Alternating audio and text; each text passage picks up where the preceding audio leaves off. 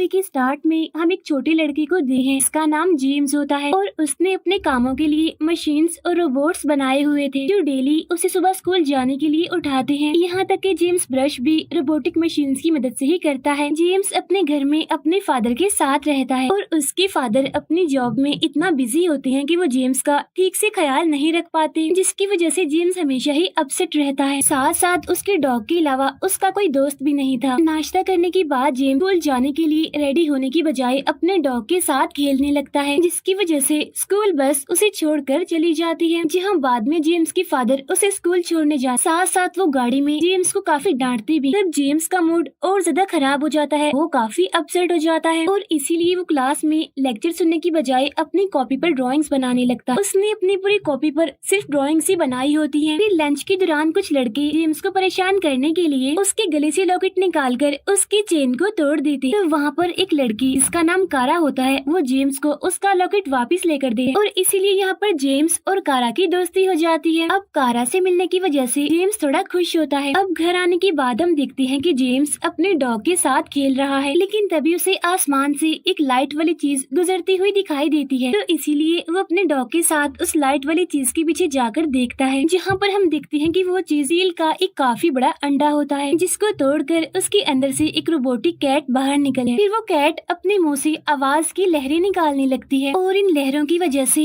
वहाँ दीवार में एक बड़ा सा होल हो जाता है। फिर वो रोबोटिक कैट उड़ते हुए उस होल के जरिए निकल जाता है। साथ साथ वो अंडा भी एक ब्लास्ट के साथ खत्म हो जाता है। अब जेम्स ये सब कुछ देखकर काफी हैरान, काफी परेशान हो जाता है, क्योंकि उसकी समझ में कुछ नहीं आ रहा था कि अभी अभी यहाँ पर क्या हुआ। तब इतनी ही देर में वहाँ पर जेम्स की न्यू फ्रेंड यानी कारा भी आ जाती है। अब कारा रिपोर्टिंग करने के लिए हर टाइम अपने पास एक कैमरा रख और यहाँ आकर भी वो रिपोर्टिंग करने लगी है। यहाँ पर वो जेम्स से सारी बात पूछने के बाद उसे लिख लेती है। फिर वो उस जगह की बहुत सारी पिक्चर्स भी बना लेती है। फिर जेम्स कारा को अपने घर ले जाता है डिनर के लिए। यहाँ पर जेम्स के फादर कारा से मिलकर काफी खुश होते हैं। डिनर खत्म होने के बाद कारा वहाँ से चली जाती है अपने घर, लेकिन जेम्स को उस रोबोटिक कैट के बारे में सोच कर नींद नहीं आ रही। अब क्योंकि उसे नींद नहीं आ रही थी, इसीलिए वो उठ जाता है और अपने लॉकेट को जोड़ने लगता है, जो कि स्कूल में लड़कों ने तोड़ दिया था। अब लॉकेट जोड़ने के बाद उसके घर की जमीन हिलने लगी, जहाँ उसे अपने घर के बाहर बहुत सारा धुआं और लाइट दिखाई दे रहा है। इसीलिए जेम्स डरते डरते चेक करने के लिए बाहर देखने जाता है। तो वहाँ पर एक रोबोटिक डॉग होता है जो कि अपना नाम रोबोरेक्स बताता है। तब इतनी ही देर में कारा भी वहाँ पर आ जाती है और उस डॉग की पिक्चर्स बनाने लगी, लेकिन रोबोरेक्स तो अपनी एनर्जी से उसका कैमरा ही खराब कर देता है। इसके बाद रोबोरेक्स वहाँ पर उनके सामने एक स्क्रीन बनाता है और यहाँ पर जेम्स खुद को फ्यूचर में देखता है, जहाँ उसका फ्यूचर उसे बताता है कि मैंने तुम्हारे एक रोबोट से ये रोबोटिक डॉग बना दिया यानी रोबोरेक्स, और अपने जहन की सारी मेमोरी मैंने इसमें डाली। तब यहाँ पर जेम्स फ्यूचर वाले जेम्स से ऐसा करने की वजह पूछता है। तब ये सुनकर फ्यूचर वाला जेम्स उसे बताता है कि यहाँ पर एक प्रोफेसर है जो कि फ्यूचर का अपोकलिप्स है, जो तुम्हारी मदर के साथ एक लैब में एनर्जी कोड को ढूंढने के लिए काम करता था। फिर तुम्हारी मदर ने उस एनर्जी कोड को हासिल कर लिया और फिर प्रोफेसर से छुपकर उस एनर्जी कोड को तुम्हारे इस लॉकेट के क्रिस्टल में डाल दिया। और फ्यूचर के प्रोफेसर ने यानी अपोकलिप्स ने एक डिस्ट्रक्टिव कैट भेजी है, यानी कि वही रोबोटिक कैट, और ये रोबोटिक कैट उसने इसीलिए भेजी है ताकि वो इस क्रिस्टल को हासिल कर सके। और अगर प्रोफेसर को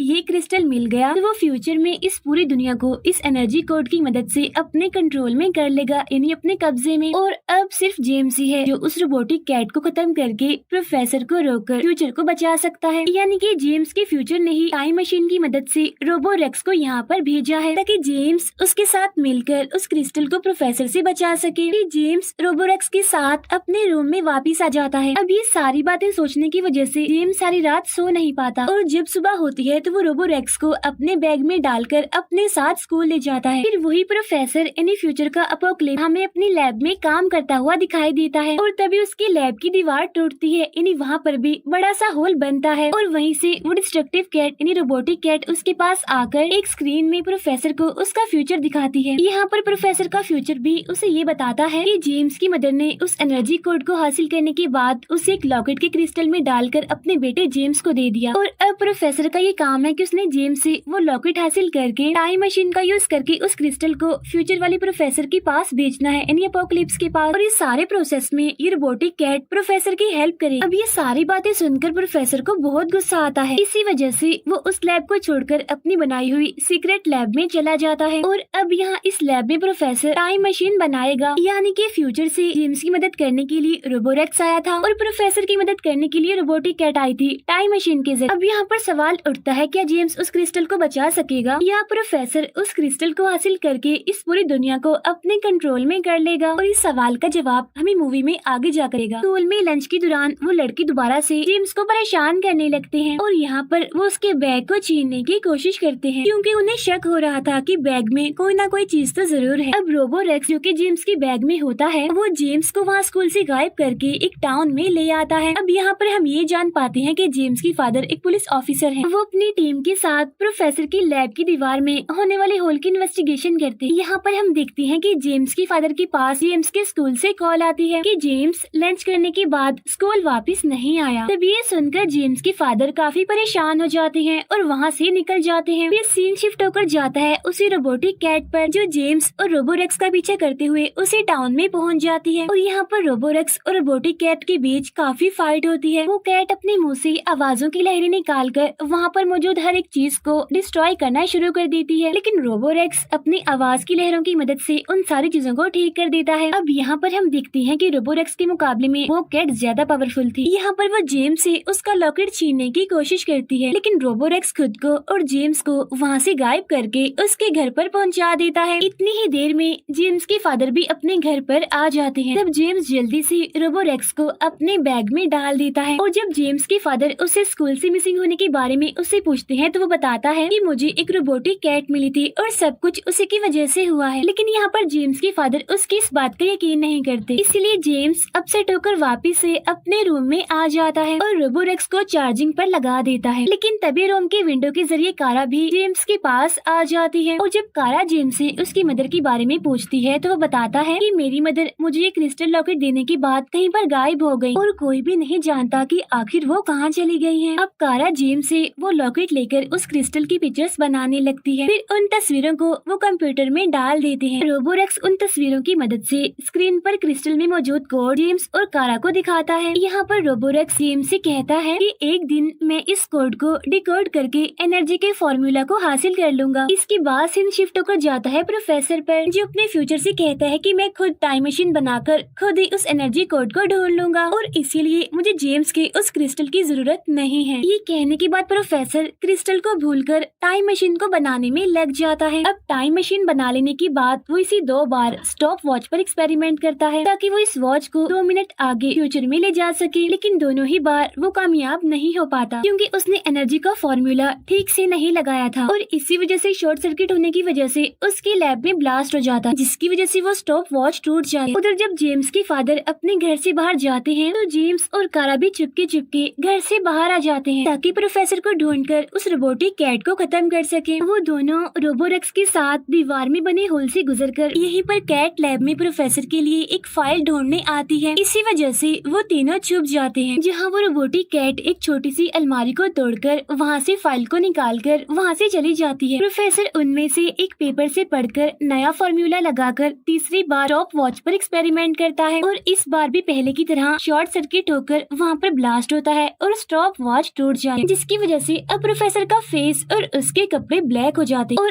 अब प्रोफेसर को यकीन हो जाता है कि वो क्रिस्टल में मौजूद उस एनर्जी कोड के बगैर कुछ भी नहीं कर सकता और न ही टाइम मशीन बना सकता। तभी हम देखते हैं कि जेम्स के फादर और उसकी टीम ने पूरी लैब में कैमरास लगाए हुए थे, जहाँ उन्हें सीसीटीवी फुटेज में वो कैट दिखाई नहीं देती, बस उसका शेडो ही लैब में घूमता हुआ दिखाई देता है। तब ये देखकर जेम्स के फादर को जेम्स की वो रोबोटिक कैट वाली बात याद आती है, इसीलिए वो फौरन घर जाने के लिए वहाँ से निकल जाते हैं। उधर जेम्स, कारा और रोबोरेक्स भी लैब से घर वापस आ चुके थे। उनकी रूम की विंडो से वो कैट अपने मुंह से धुआं निकालकर जेम्स और कारा को बेहोश कर देती है। साथ साथ वो रोबोरेक्स के सर पर भी एक छोटी सी डिवाइस लगा देती है और इसी सब के बीच जेम्स के फादर भी घर पहुँच जाते हैं और जब वो जेम्स के रूम में जाते हैं तो देखते हैं कि रूम की हालत काफी खराब है क्योंकि वहाँ पर सारी चीजें टूटी हुई हैं। साथ साथ रूम की दीवार भी टूटी हुई थी और उस रूम में कोई भी नहीं था। इसीलिए जेम्स के फादर परेशान होते हुए उसे ढूंढने के लिए अपने डॉग के साथ निकल जाते हैं। अब यहाँ पर जेम्स के डॉग को रोबोरेक्स की तरफ से सिग्नल्स मिलते हैं, जिनकी मदद से वो डॉग जेम्स के फादर को रास्ता बताता है। फिर जब जेम्स की आँख खुलती है तो वो देखता है कि उसे और कारा को प्रोफेसर ने अपनी लैब में बांध कर रखा हुआ है। साथ साथ रोबोरेक्स का सिस्टम भी काम नहीं कर रहा था, यानी कि कैट उन्हें बेहोश करने के बाद अपने साथ यहाँ पर ले आई। यहाँ पर प्रोफेसर जेम्स का वो क्रिस्टल वाला लॉकेट उतार निकालकर उसे अपनी मशीन में लगा देता है। उस क्रिस्टल से लाइट और एनर्जी निकलकर आसमान तक जाने लगे। यहाँ पर जेम्स और कारा खुद को उन रस्सियों से आजाद करने के बाद रोबोरेक्स के सर पर लगी उस डिवाइस को निकाल देते हैं, जो कि तीर के जरिए उसके सर पर लगाई गई, जिसकी वजह से रोबोरेक्स का सिस्टम अब ठीक हो जाता है और वो जेम्स को बताता है कि उस कैट ने मेरे सर पर मेटल वायरस लगा दिया था, जिस वजह से मेरा सिस्टम बंद हो गया था। यहाँ पर रोबोरेक्स उसे ये भी बताता है कि प्रोफेसर ने ये टाइम मशीन ठीक नहीं बनाई और इसीलिए ये काम करने की बजाय ब्लास्ट कर दे, जिसकी वजह से क्रिस्टल की सारी एनर्जी फैल जाएगी और बहुत नुकसान होगा। यहीं पर हम देखते हैं कि रोबोरेक्स और क्रिस्टल की लड़ाई शुरू हो जाती है, जहाँ पर वो दोनों रोबोट्स एक दूसरे को उछाल उछाल कर फेंक रहे होते हैं। यहाँ पर जेम्स प्रोफेसर को बताता है कि ये टाइम मशीन आपने ठीक नहीं बनाई, ये ब्लास्ट हो जाएगी। तब ये सुनकर प्रोफेसर डर जाता है और वो उस क्रिस्टल लॉकेट को मशीन से निकालकर अपने गले में पहन लेता है और कैट को लेकर उस लैब से भाग जाता है। अब जेम्स और कारा को किसी तरह इस मशीन को बंद करना था। उधर जेम्स की फादर भी अपने डॉग के साथ प्रोफेसर की लैब के बाहर पहुंच जाते हैं, जहां वो प्रोफेसर को पकड़ लेते हैं और उसे अरेस्ट कर लेते। साथ साथ वो क्रिस्टल भी उसके गले से उतार लेते। यहीं पर जेम्स का डॉग भी उस रोबोटिक कैट के साथ लड़ने लगता, लेकिन वो बेचारा खुद जख्मी होकर गिर जाता। उधर लैब के अंदर मशीन की स्क्रीन पर जेम्स का नाम लिखा हुआ आता है और अब यहाँ पर जेम्स को सारी समझ आ जाती है कि उसकी मदर ने क्रिस्टल में जो कोड छुपाया था वो असल में एक सिग्नल है और उस सिग्नल की मदद से जेम्स अपनी मदर तक पहुँच सकता है। मशीन को बंद करने के लिए कारा सारे स्विचेस को ऑफ कर देती है, लेकिन अभी भी मशीन बंद नहीं होती। इसीलिए रोबोरेक्स जेम्स को उड़ाकर बिल्डिंग के आखिरी फ्लोर तक ले जाता है, जहाँ पर जेम्स उस मशीन को बंद करने के लिए उसके अंदर से सारे पावर सेल्स को बाहर निकालना शुरू कर देता है। अब सारे पावर सेल्स बाहर निकल आते हैं, लेकिन एक आखिरी सेल को जेम्स नहीं निकाल पाता। फिर जेम्स नीचे आकर वहाँ पर एक स्टील की सीढ़ी गिरा देता है, जो और बहुत सारी सीढ़ियों के साथ टकराने के बाद मशीन के ऊपर लगे वाटर पाइप के साथ टकरा जाती है, जिसकी वजह से पाइप टूट जाता है। जैसे ही वाटर पाइप टूटने के बाद मशीन के ऊपर पानी गिरता है तो मशीन ठंडी होने की वजह से बंद हो जाती है। अब इस तरह से जेम्स और कारा ने मशीन को बंद करके ब्लास्ट होने से बचा लिया था, लेकिन मशीन के टूटने के बाद ही